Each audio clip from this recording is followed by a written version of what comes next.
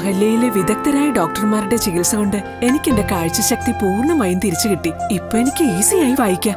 നേത്ര സംരക്ഷണത്തിന് നമ്മുടെ Ahalya. Ahalya foundation eye hospital, കേരളത്തിൽ എല്ലായിടത്തും. ശരണമന്ത്രങ്ങളാൽ മുഖരിതമായി വൃശ്ചികമാസം. ശബരിമല തീർത്ഥാടകർക്ക് അന്നദാനം ഒരുക്കി വെള്ളൂർക്കുന്നം മഹാദേവ ക്ഷേത്രം. ശരണം വിളികൾ മുഴങ്ങുന്ന വൃശ്ചിക പുലരി പിറന്നതോടെ ഭക്തകോടികൾ മല കയറാൻ ഒരുങ്ങി. അയ്യപ്പ ഭക്തർക്ക് ഹൃദയത്തിൽ ശാന്തിയും ശിരസിൽ ഇരുമുടിക്കെട്ടുമായി ശബരിമലയിലേക്കുള്ള യാത്രയ്ക്ക് മൂവാറ്റുപുഴയുടെ മണ്ണിൽ ഒരുങ്ങുന്നത് സ്നേഹത്തിന്റെയും സേവനത്തിന്റെയും പുണ്യസ്പർശം.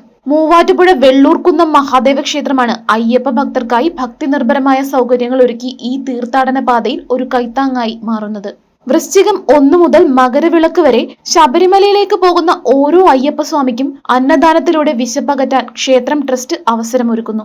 എല്ലാ ദിവസവും വൈകുന്നേരം സ്വാമിയെ ശരണം വിളികളോടെ അന്നദാനം നൽകുന്നത് അന്നപൂർണേശ്വരിയുടെ അനുഗ്രഹം പോലെ ഭക്തർക്ക് ആശ്വാസമാകും. യാത്രാക്ഷീണമകറ്റി പുഴയിൽ പുണ്യസ്നാനം ചെയ്ത് മഹാദേവന്റെ തിരുമുൻപിൽ ദർശനം നടത്തിയ ശേഷം വിരിവെക്കുന്നതിനുള്ള വിപുലമായ സൗകര്യവും ഇവിടെ ട്രസ്റ്റ് ഒരുക്കിയിട്ടുണ്ട്. കഴിഞ്ഞ 25 വർഷങ്ങളായി അന്യ സംസ്ഥാനങ്ങളിൽ നിന്നെത്തിയ ആയിരക്കണക്കിന് ശബരിമല തീർത്ഥാടകർ ഈ സേവനം ഉപയോഗിച്ചിരുന്നു. അന്നദാന വിതരണത്തിന്റെ ഉദ്ഘാടനം ഭക്തി നിർഭരമായ അന്തരീക്ഷത്തിൽ മണികണ്ഠ സ്വാമിമാരും മാളികപ്പുറങ്ങളും ചേർന്ന് ഭദ്രദീപം തെളിയിച്ച് സമർപ്പിച്ചു.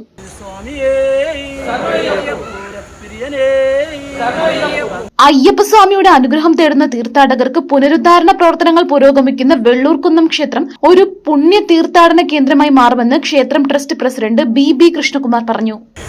ശബരിമല തീർത്ഥാടന കാലത്ത് 60 ദിവസത്തോളം ക്ഷേത്രത്തിൽ വരുന്ന എല്ലാ ഭക്തജനങ്ങൾക്കും എല്ലാ വിവിധ പ്രദേശങ്ങളിൽ വിവിധ നാടുകളിൽ നിന്നുള്ള അയ്യപ്പ ഭക്തർക്കും വിരി വയ്ക്കുന്നതിനും ക്ഷേത്രത്തിൽ നിന്ന് അന്നദാനം കഴിക്കുന്നതിനും ഉള്ള സൗകര്യം വെള്ളൂർക്കുന്നം മഹാദേവ ക്ഷേത്രം മറ്റു ക്ഷേത്രങ്ങൾക്ക് മാതൃകയായി കഴിഞ്ഞ 25 വർഷമായി ചെയ്തു വരുന്നുണ്ട്.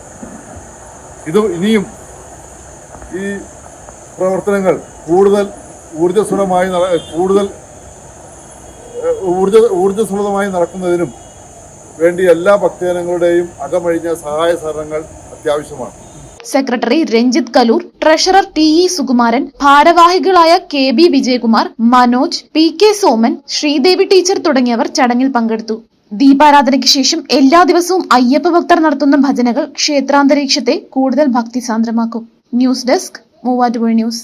Welcome to Vimalagiri International School, Muvatupura.